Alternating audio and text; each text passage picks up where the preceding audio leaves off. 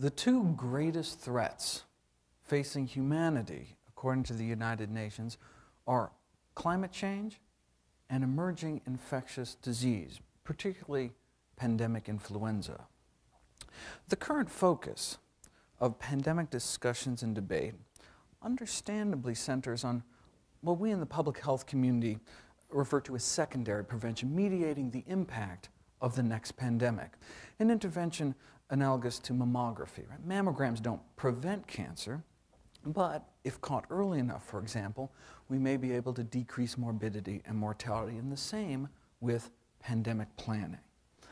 But what of primary prevention, the possibility of preventing the emergence of pandemic viruses in the first place? Like cancer, the root cause is likely multifactorial, difficult to tease out, but a question worth exploring nonetheless, and the question I'd like to address here today. Let's go back a few years. 1981. Here in the United States, Ronald Reagan takes the oath. MTV starts broadcasting Indiana Jones and Pac-Man mania. It's all the rage. In June, the CDC released a tiny bulletin. 5 men in Los Angeles, it seems, were dying with a strange cluster of symptoms. From humble beginnings, AIDS has since killed 25 million people. Now, the spread, certainly, of the AIDS virus has been facilitated by promiscuity, blood banking, IV drug use, but where did this virus come from in the first place? And of course, AIDS is not our only new disease. There's SARS, Ebola, mad cow, bird flu, but from where do emerging diseases emerge? Well, let's go back a bit further, much further. Human beings have been on this earth for millions of years, yet throughout most of human evolution, there were no epidemic diseases. No one ever got the measles because measles didn't exist. No one got smallpox, no one got the flu, not even the common cold, until about here, 10,000 years ago. Medical anthropologists have identified 3 major periods of disease since the beginning of human evolution, and the first started just 10,000 years ago with the domestication of animals. When we brought animals into the barnyard, they brought their diseases with them. When we domesticated cows and sheep, for example, we also domesticated their rinderpest virus, which turned into human measles, now thought of as a relatively benign disease. Over the last 150 years, measles has killed 200 million people. And in a sense, all those deaths can ultimately be traced back just a few hundred generations to the taming of the first cattle. Smallpox likely came from camel pox. We domesticated pigs and got whooping cough. We domesticated chickens, and we got typhoid fever and typhoid Mary, and domesticated ducks and got influenza. Before the domestication of ducks, likely no one ever got the flu. Leprosy likely came from water buffalo, and the common cold from horses. How often did wild horses have the opportunity to sneeze into humanity's collective face until they were broken and bridled? Right? Until then, the common cold was presumably only common to them. In his Pulitzer Prize-winning book, Guns, Germs, and Steel, Professor Diamond tried to explain why the diseases of the landing Europeans wiped out up to 95% of the Native Americans and not the other way around. Why didn't Native American plagues kill the Europeans? Well, because there were no plagues. In his chapter, Lethal Gift of Livestock, he explains how before the Europeans arrived, we had buffalo, but no domesticated buffalo, so no measles. American camels were wiped out in the Pleistocene Ice Age, so no smallpox. No pigs, so no pertussis, no chickens, so no typhoid. So while people were dying by the millions of killer scourges in Europe and Asia, none were dying with diseases in the so-called New World because there weren't essentially farm animals to domesticate. There wasn't this spillover of animal disease. The next great period of human disease started just a few hundred years ago with the Industrial Revolution of the 18th and 19th centuries, leading to an epidemic of the so-called diseases of civilization, diabetes, obesity, heart disease, cancer, etc. But by the mid-20th century, the age of infectious disease, at least, was thought to be over. We had penicillin. We conquered polio, eradicated smallpox. In fact, in 1968, the U.S. Surgeon General declared the war against infectious disease has been won. In 1975, the dean of Yale School of Medicine pronounced that there were no new diseases to be discovered, except maybe lung cancer. But even Nobel laureates were seduced into the heady optimism of the time. One famous virologist wrote in a 1962 textbook, to write about infectious disease is almost to write about something that's passed into history. The most likely forecast about the future of infectious disease, he wrote, is that it will be very dull. But then something changed. After decades of declining infectious disease mortality in the United States, the trend has reversed in recent decades. This is a graph from the CDC of infectious disease mortality over time, over the last 50 years or so. And as you can see, it starts declining, declining, declining, declining. But then around 1975, it started to go back up. The number of Americans dying from infectious disease started to go back up. Starting around 1975, new diseases started to emerge and reemerge at a rate unheard of in the annals of medicine. More than 30 new diseases in 30 years, mostly newly discovered viruses. In fact, the whole concept of emerging infectious disease has gone from a mere curiosity in the field of medicine. Now it's an entire discipline, really moved to center stage. We may soon be facing, according to the U.S. Institute of Medicine, what they call a catastrophic storm of microbial threats. We are now smack dab in the third era of human disease, which seems to only started about 30 years ago. Medical historians have called this time in which we live the age of emerging plagues, almost all of which come from animals. But we domesticated animals 10,000 years ago. What has changed in recent decades to bring us to this current situation? Well, we are changing the way animals live. Take Connecticut, for example, where in 1975 Lyme disease was first recognized, since spread across all 50 states, affecting an estimated 100,000 Americans since its emergence. Lyme disease is caused by bacteria-infested deer ticks, but the primary host is actually not deer, but the white-footed mouse. The ticks themselves, not quite as cute, really, but we've been sharing the woods with these fellas forever. What changed recently was suburbia. The black-legged ticks live on the white-footed mouse, kept at bay by woodland predators, but then developers came in and chopped up America's woodlands into subdivisions, scaring away the foxes and bobcats, and now we have more mice, more ticks, and more disease. We are changing the way animals live. Going back a little farther, with the big cattle-producing nations fighting during the Second World War, what Argentina did took advantage of the situation by dramatically expanding its beef industry at the expense of its rainforest. There we discovered the deadly Hunan virus, or rather it discovered us, and the so-called hamburgerization of the rainforest exposed hemorrhagic fever viruses all across the continent subsequently. Turning to the other side of the world, cutting into Africa's rainforest exposed a number of other hemorrhagic fever viruses, including Lassa virus, Rift Valley fever, and of course, Ebola. Now, the inroads into Africa's rainforest were logging roads cut by transnational timber corporations hacking deep into the rainforest, dragging along a hungry migrant workforce which survived on bushmeat, wild animals killed for food. Now, this includes upwards of 26 different species of primates, including a number of endangered great ape species, gorillas, chimpanzees, who are shot, butchered, smoked, and sold as food.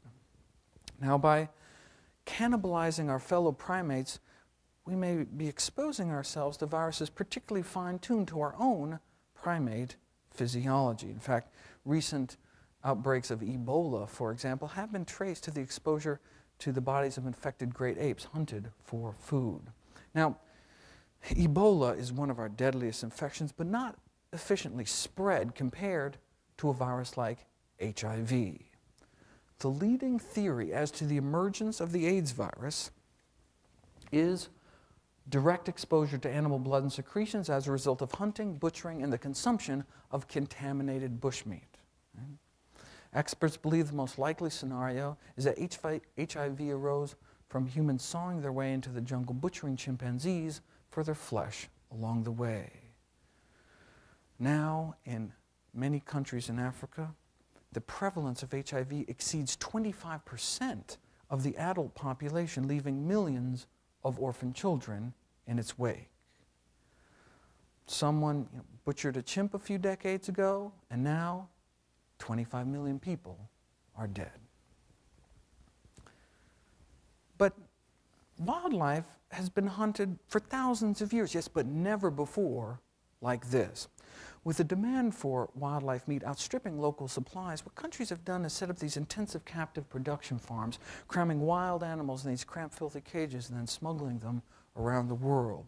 This intensive commercial bushmeat trade actually started in the live markets of Asia, particularly the Guangdong province, a southern province surrounding Hong Kong, from which the current bird flu threat arose. The civet cat, popular commodity in these Chinese animal markets, in addition to being raised for their flesh, they also produce the most expensive coffee in the world.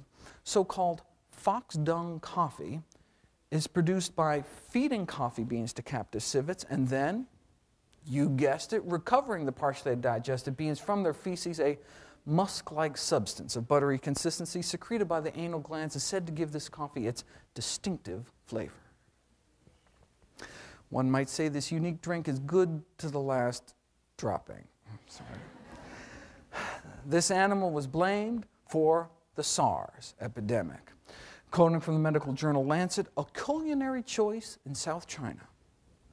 A culinary choice in South China led to a fatal infection in Hong Kong, subsequently 8,000 cases of SARS, nearly 1,000 deaths, 30 countries, 6 continents. Maybe they should have just stuck to Starbucks. These live animal markets took a class of viruses which in human medicine we had only known for causing the common cold and seemed to turn them into a killer, SARS, which then spread around the world. Viruses can escape rainforests and animals live or dead as pets or as meat. In 2003, the exotic pet trade brought monkeypox from the jungles of West Africa to Wisconsin. Bird smuggling may have actually been what brought West Nile virus to the Western Hemisphere. Here it hits New York in '99, since spread across the country, hundreds of human deaths, thousands of cases, all perhaps because of a single imported pet bird. So we are changing the way animals live, contributing to the emergence of these new diseases. But there's one way we have changed our relationship with animals that really outshadows all the rest. In response to this torrent of emerging and re-emerging infectious diseases, the world's 3 leading authorities got together for a joint consultation. The World Health Organization, the Food and Agriculture Organization in the United Nations, and the World Organization for Animal Health, the world's leading veterinary authority, got together to uncover the key underlying causes of this age of emerging plagues. They came up with four main themes of risk factors for the emergence and spread of these new diseases. Yes, they talked about the exotic pet trade, they talked about bushmeat, but number 1 on their list was this increasing demand for animal protein the world over. Yes, we domesticated animals 10,000 years ago, but never before like this, especially pigs and poultry. Chickens used to peck around the barnyard, but now chickens raised for meat are typically warehoused in sheds containing tens of thousands of birds. About half of the egg-laying hens on this planet are now confined in what are called battery cages. These small barren wire enclosures extending down long rows and windowless sheds can be up to 1 million birds on a single farm. About half of the pigs on the planet are now, again, crowded into these intensive confinement operations. You know, old McDonald's farm has since been replaced by the new McDonald's farm. These intensive systems represent the most profound alteration of the human-animal relationship in 10,000 years. And no surprise, they are breeding grounds for disease. A few snapshots. China, 2005, the largest pork-producing nation, suffers an unprecedented outbreak of an emerging pig pathogen, strep suis, causing meningitis and deafness in people handling infected pork products. Hundreds of people infected, the deadliest strain on record. Why? Well, according to the World Health Organization, indeed, it seems to be these intensive confinement conditions. The USDA elaborates, all strep suis starts out harmless as natural gut flora, but then the immunosuppressive effect of stress due to overcrowding, inadequate ventilation, causes the bug to go invasive, causing infections of the brain, blood, lungs, heart, and death. Starts out harmless, turns deadly. That's what these kind of conditions seem to be able to do. This is not, arguably, how animals were meant to live. Pig factories in Malaysia birthed the Nipah virus, one of the deadliest of human infections, a contagious respiratory ailment killing 40% of those it infects, causing relapsing brain infections, propelling it onto the official U.S. list of bioterrorism agents. And again, according to one of the leaders of the field, it seems to be the way in which we now raise these animals. So the three eras of human disease can be characterized, perhaps, as first the diseases of domestication, then the diseases of industrialization, and finally of land use and agricultural intensification. We took natural herbivores like cows and sheep, turned them into carnivores and cannibals by feeding them slaughterhouse waste, blood, and manure, and then we took downed animals, too sick to even walk, fed them to people, and now we have mad cow disease. We feed antibiotics to farm animals by the truckload. This is the total amount of antimicrobials used for all of human medicine every year. Now contrast that with the amount we feed to farm animals just to promote growth or prevent disease in such a stressful, unhygienic environment. Millions of pounds a year. And now we have these multi-drug resistant bacteria, and we as physicians are running out of good antibiotic options. Scientists at NYU traced the path of some of these superbugs, quote unquote, starting, for example, with the mass feeding of the Cipro class of antibiotics to chickens, and then there is a fecal contamination of the carcass at slaughter. We buy chicken at the supermarket polluted with fecal material, leading to longer and more severe human infections. The CDC recently really cinched it. They spent $1 million over a 3-year period doing rectal swabs of newly admitted hospital patients. This is what they found. Essentially, they found zero growth of these antibiotic-resistant bacteria within the bodies of those that had zero contact with fresh or frozen poultry. But at least these so-called superbugs aren't effectively transmitted from one person to the other. With the seeming propensity of industrial animal agriculture to churn out these novel, lethal human pathogens, what if these animal factories gave rise to a virus capable of a global pandemic of disease? Let me put these new animal disease threats in perspective. SARS infected thousands of human beings, killed hundreds. Nipah infected hundreds, killed scores. Strep suis infected scores, killed dozens. Now, AIDS has infected millions, but there's only one virus on the planet that can rapidly infect billions, and that's influenza. Influenza, the so-called last great plague of humankind, is the only known pathogen capable of truly global catastrophe these days. Unlike many other important diseases like malaria, which are largely confined at the equator, or a virus like HIV, which is only fluid-borne, the influenza virus is considered the only pathogen capable of literally infecting half of humanity within a matter of months. Now, in the 4,500 years that we as a species have had influenza, since the first domestication of birds, influenza has always been one of our most contagious known diseases. But only since the emergence of this highly pathogenic, highly disease-causing strain H5N1 has the influenza virus also emerged as one of our deadliest. H5N1, spreading out of Asia 2004, 2005, 2006, and continuing to this day, has only killed about a few hundred people. And not to minimize, each death is a terrible tragedy. But in a world in which millions of people continue to die of diseases like AIDS, tuberculosis, why is there so much concern about the so-called bird flu? Because it's happened before. Because the last time a bird flu virus adapted to human beings, it triggered the worst plague in human history, the influenza pandemic of 1918. Modern flu strains tend to spare young, healthy adults, but the 1918 virus killed people in the prime of life. In 1918, a quarter of all Americans fell ill. This is a chart of percent of population dying. Humanity's greatest mass murderer eluded scientists for nearly a century before a mass grave in Alaska was unearthed. Victims of the pandemic frozen in the permafrost for 80 years. Traces of virus in her lungs allowed scientists to piece together letter by letter the genetic code of the 1918 virus, solving perhaps the greatest medical detective story of all time.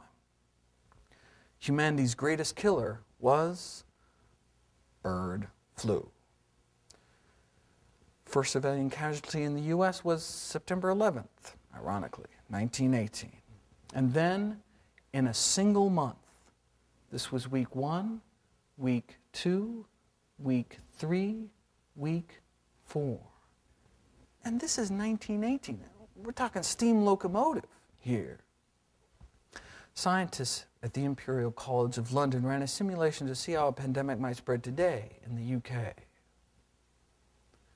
Scientists at Los Alamos ran a simulation through their supercomputers to see how a pandemic might spread in the day of commercial airline travel. Here it hits LA in this simulation, and in a few weeks, the entire country is blanketed. In 1918, between 50 and 100 million people lost their lives. A similar virus today could kill many, many more. What started out for millions as muscle aches and a fever ended days or even hours later, with many people bleeding from their eyes, from their nostrils, from their ears, into their lungs.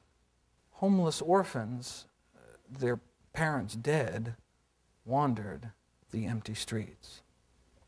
One agonized official in the stricken East sent an urgent warning west, quote, "Hunt up your woodworkers and set them making coffins, then take your street laborers and set them to digging graves." This is a clipping from the New York Times at the time. Victims of plague everywhere, great piles of bodies consumed by the flames. Many victims strangled in their own bloody fluids. Their corpses, tinged blue from suffocation, were said to have been stacked like cordwood outside of morgues as cities ran out of coffins. So they dug mass graves.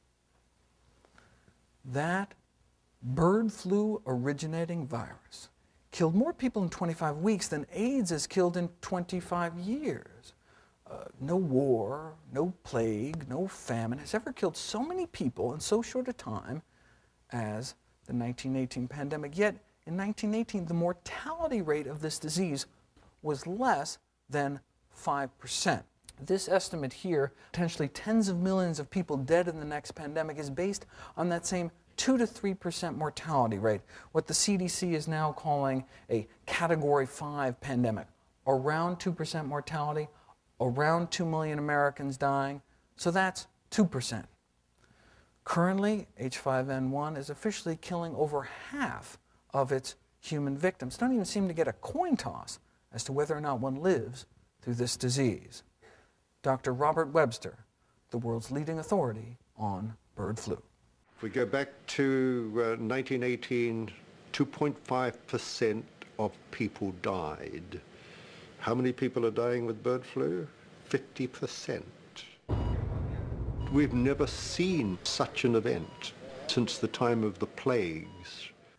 Up to 60 million Americans come down with the flu every year. What if it suddenly turned deadly? That's what keeps everyone up at night. The possibility, however slight, that a virus like H5N1 could trigger a human pandemic.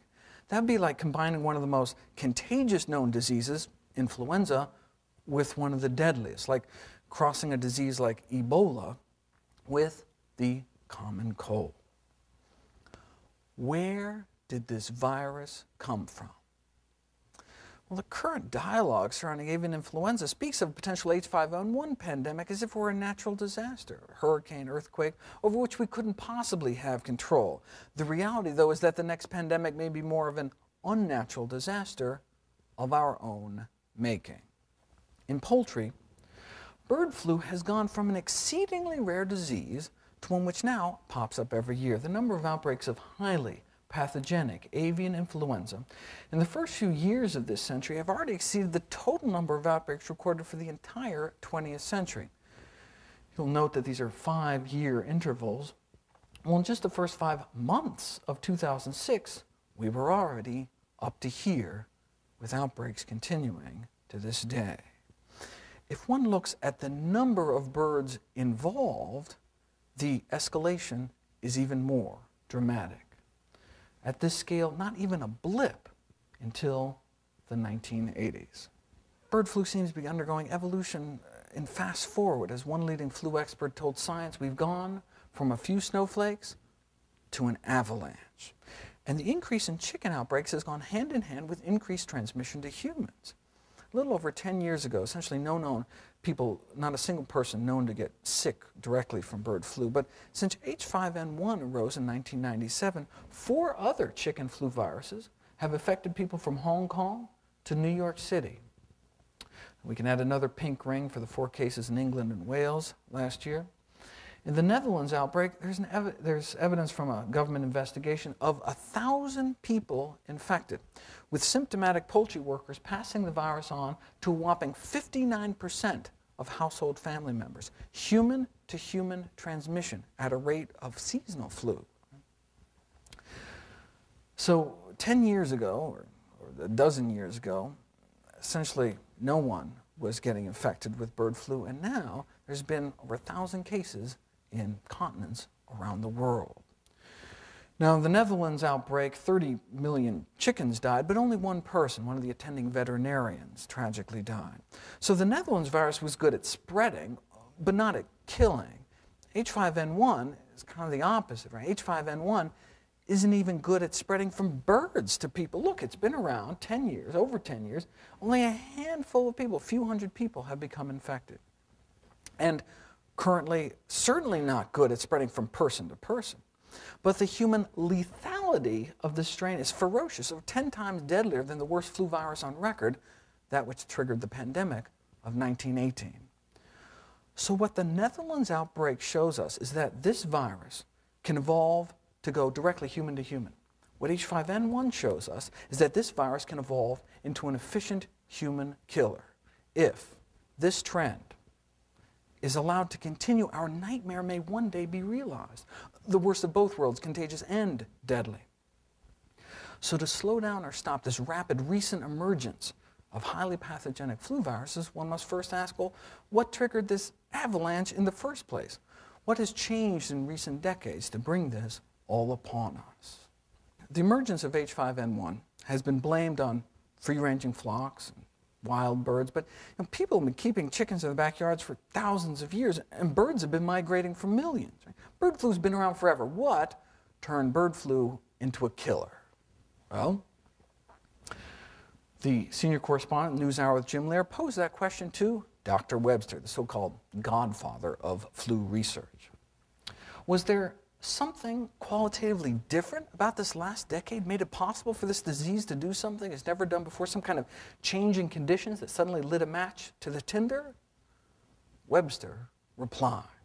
He said, farming practices have changed. He talks about growing up on a farm. But now, we put millions of chickens into a chicken factory, next door to a pig factory. And this virus has the opportunity to get in one of these chicken factories and make billions and billions of these mutations continuously. And so what we've changed is the way we raise animals and our interaction with those animals. Then he talks about how the virus is escaping from the factories, infecting wild birds. But he says that's what's changed. We've changed the way we raise animals. Right? We're changing the way we raise animals by the billions. The number of chickens we slaughter every day, spread wing to wing, would wrap more than twice around the world's equator. The big shift in the ecology of avian influenza has been the intensification of the global poultry sector. The developing world meat and egg consumption has exploded, leading to these industrial-scale commercial chicken facilities, arguably the perfect storm environment for the emergence and spread of these so-called super strains of influenza. In the early 1980s, nearly all the chickens in China were raised in tiny backyard outdoor flocks.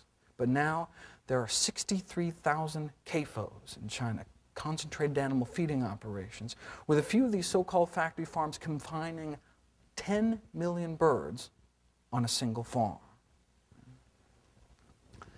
The World Health Organization blames the emergence of H5N1, SARS, Nipah virus, all these new deadly emerging Asian viruses, in part what they call the overconsumption of animal products and this intensive animal agriculture.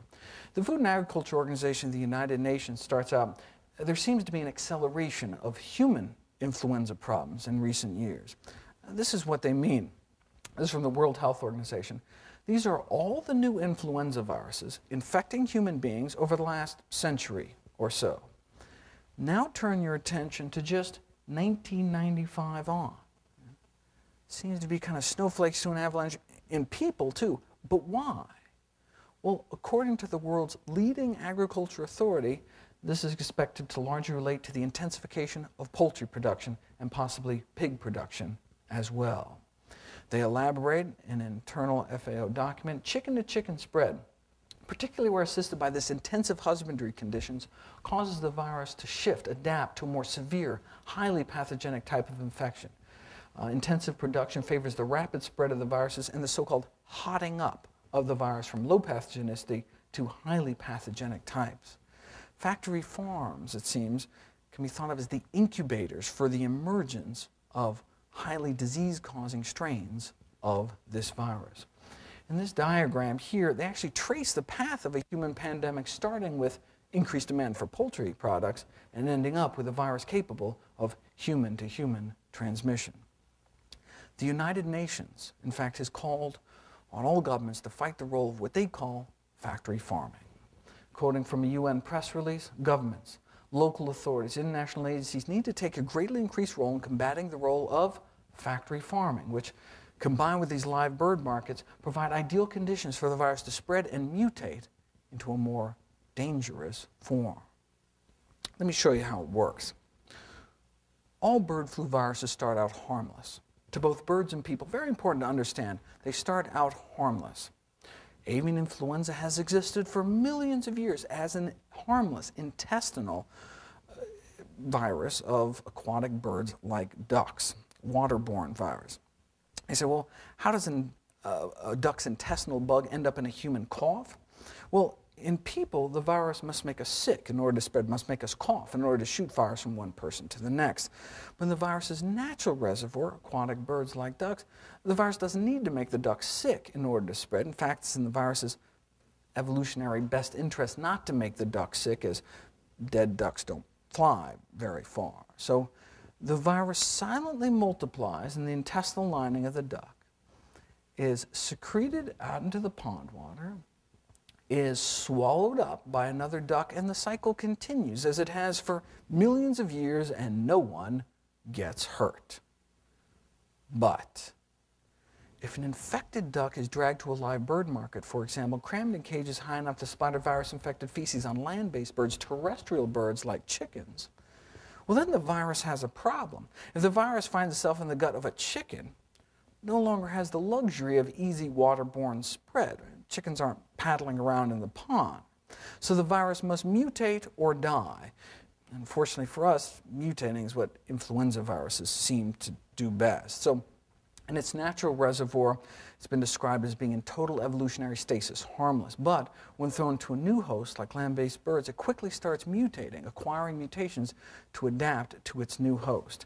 In the open air, it must resist dehydration, for example, and it may have to spread to different organs to find a new way to travel.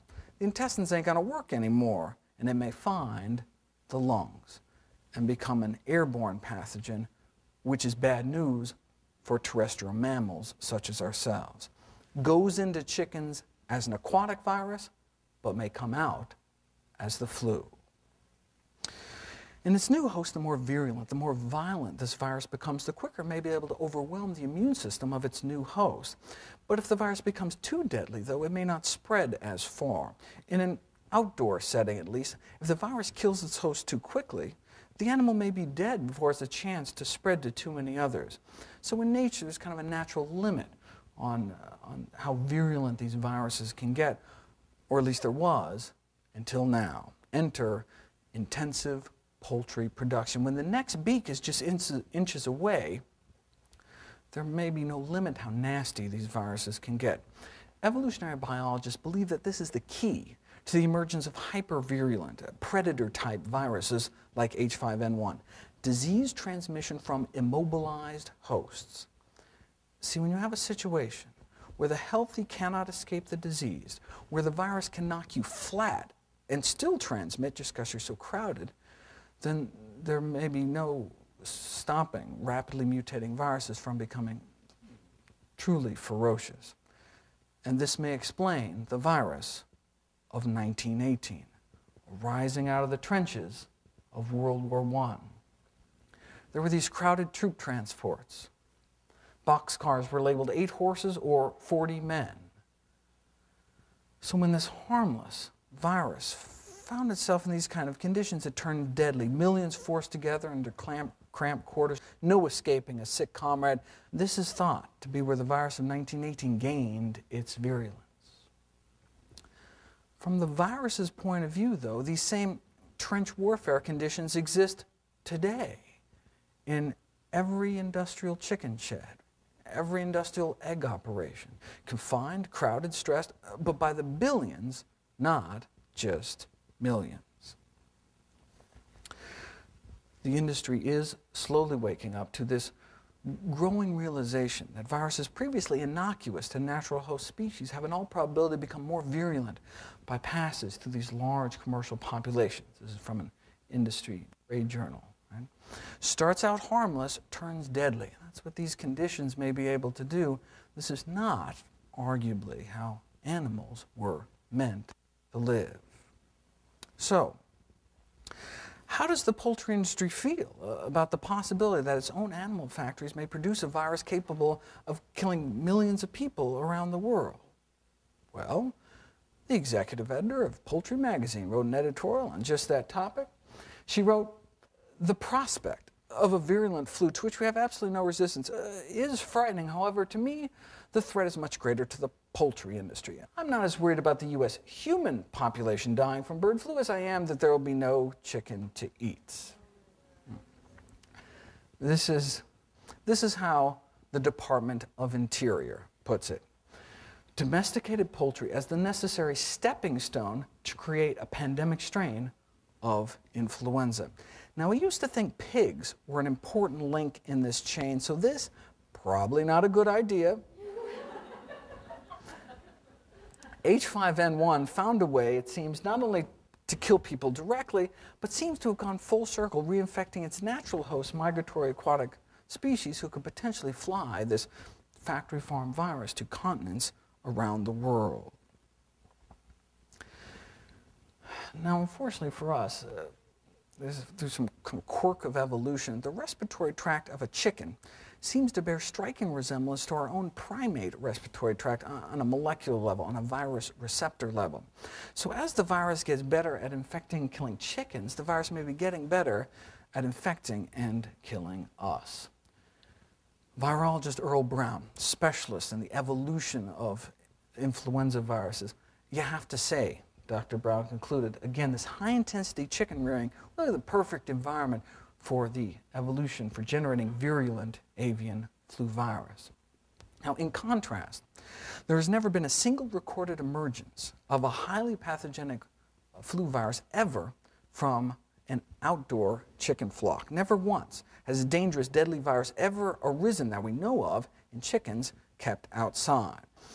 You can breed a deadly virus here. It can escape, infect backyard birds, free-ranging flocks, even wild birds. But that transition from harmless to deadly always seems to happen in these kind of conditions because of the overcrowding. Remember, transmission from immobilized hosts, because of the sheer numbers, because of the inadequate ventilation. The dankness helps keep the virus alive. Because of the stress crippling their immune systems, because of the filth. The virus is in the feces that they're lying in, which are decomposing, releasing ammonia, burning their respiratory tracts, predisposing them to respiratory infection in the first place, and because there may be no sunlight. The UV rays in sunlight are actually quite effective in destroying the influenza virus. 30 minutes of direct sunlight completely inactivates H5N1, but it can last for days in the shade and weeks in moist manure. So you put all these factors together, and what you have is this kind of perfect storm environment for the emergence and spread of new super strains of influenza. But what about biosecurity? Don't we want all the birds confined indoors, away from waterfowl? I mean, does it matter if these kind of conditions can turn a harmless virus into a deadly virus if the harmless virus can't get inside in the first place? Well, an FAO research report addressed this very question. They, in their evidence-based analysis, they looked at the best data set available, a massive survey of flocks in Thailand in which over 1 million birds were tested for H5N1 in factory farms and backyard flocks. And what they expected to find was that backyard flocks would be at higher risk for infection because they're just out there in the open. But what they found was exactly the opposite. They found that backyard flocks are at significantly lower risk of infection compared to commercial scale operations. Industrial quail and chicken operations were at least 4 times more likely to become infected than backyard flocks. So not only may factory farms be the incubators for the original emergence of high-path strains, based on the best science available, they may also play a role in the spread, the subsequent spread of the virus as well. In part because of the massive inputs and outputs required for this industrial style of animal agriculture.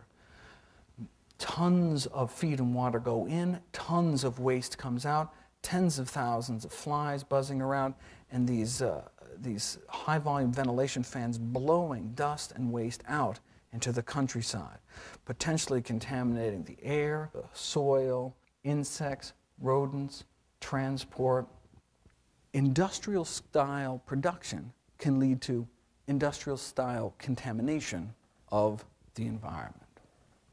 Researchers at Johns Hopkins University School of Public Health looked back and realized that their conclusions were actually consistent with other high-path outbreaks, whether in the Netherlands, Canada, Italy, other diseases.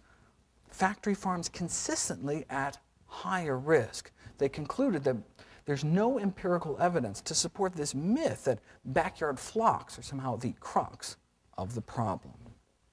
And again, people have been raising birds in their backyards for about 4,000 years before this disease erupted out of control. Another factor is that studies have uncovered widespread disregard for biosecurity, even in developed countries which claim to have the best biosecurity in the world. According to North Carolina University Poultry Health Management, high biosecurity is still wishful thinking in many areas of intensive poultry production. A bird flu outbreak in Virginia in 2002 led to the deaths of 4 million birds, found its way inside 200 factory farms, highlighting just how wishful the thinking is that industrial poultry populations are somehow completely protected against this kind of infection. Based on the rapid spread of avian influenza in Virginia recently, this decade, USDA poultry virologists conclude the obvious, that biosecurity on many farms is simply inadequate. Investigators from the University of Maryland surveyed chicken facilities throughout the Delaware, Maryland, Virginia Peninsula, perhaps the most concentrated density of chickens in the world, and concluded that U.S. chicken flocks constantly at risk for infection triggered by these poor biosecurity practices.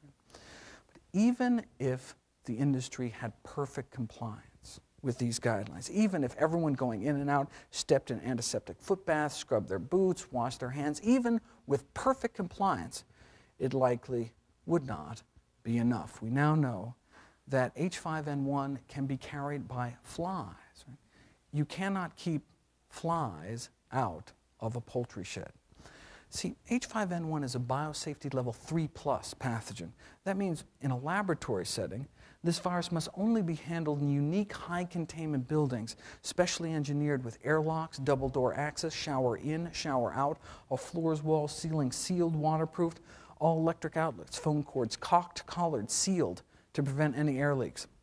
All surfaces decontaminated daily, all solid waste incinerated. That's how you're supposed to handle this virus. That's biosecurity. In contrast to this, the global industrial poultry industry seems to be breeding viruses like H5N1 at essentially biosafety level 0.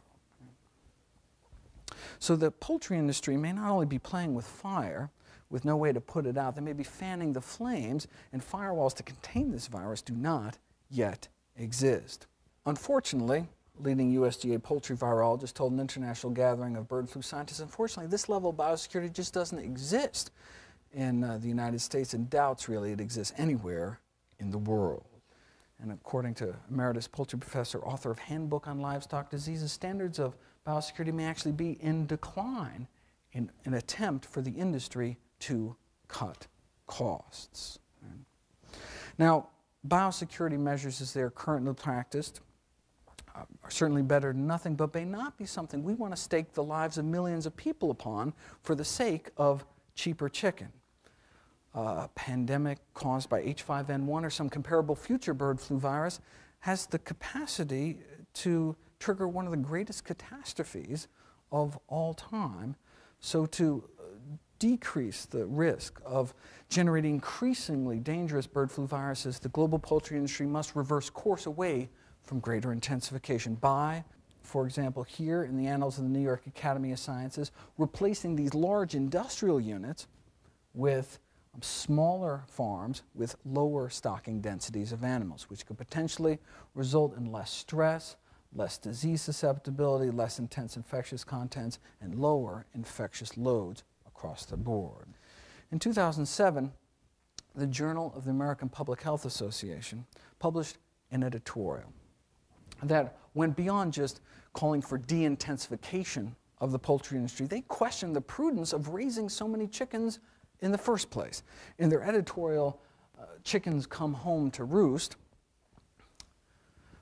it is curious that changing the way humans treat animals, most basically ceasing to eat them, or at the very least radically limiting the quantity of them that is eaten, is largely off the radar as a significant preventive measure. Such a change, if sufficiently adopted or enforced, however, even at this late stage, could still reduce the likelihood of the much feared influenza pandemic. It would even more likely prevent unknown future diseases that, in the absence of the change, may result from farming animals intensively and killing them for food. Yet, humanity does not even seem to consider this option. We don't tend to shore up the levees until after the disaster. Hopefully, it won't take a pandemic before we take these recommendations into account. The editorial concludes those who consume animals not only harm those animals and endanger themselves, but they also threaten the well-being of future generations on this planet. To switch avian images, it is time for humans to remove their heads from the sand and recognize the risk to themselves that can arise from their maltreatment of other species. How we treat animals can have global public health implications. It's not surprising then that the American Public Health Association, the largest association of public health professionals in the world, has called for a moratorium on factory farms, urging all federal, state, and local authorities to impose a ban on the building of new intensive livestock operations to protect the health of the local communities in terms of air, water, land contamination, pollution. The prudence of this measure certainly grows with our increasing understanding of the role that these operations play in emerging infectious disease. I'm often asked how the industry responds to this kind of sentiment from the scientific community. Well, last summer, the United Nations released yet another report on the global health risks of intensive animal agriculture. Let me show you how U.S. agribusiness responded to this report. Feedstuffs is America's leading agribusiness publication, and an editorial responded this way to the FAO research report. FAO claims to use scientists to generate its reports, but I wonder if those scientists don't resemble a bearded guy living in a cave in Pakistan who wants the U.S. on its knees. All too typical of the kind of you're with us or against us industry attitude, unfortunately. Now, this is an extreme example. There are those within industry who can take a step back and look at the longer-term view. Avian health expert and longtime industry insider Ken Rudd wrote a really candid article in Poultry Digest called Poultry Reality Check Needed. Drawing on his 37 years experience from within the poultry industry, he concluded with these prophetic words. He said, "Now is the time to decide. We can go on with business as usual, charging headlong towards lower costs, or we can begin making prudent moves necessary to restore balance between economics and long-range avian health. We can pay now, or we can pay later, but it should be known, and it must be said, one way or another, we will pay."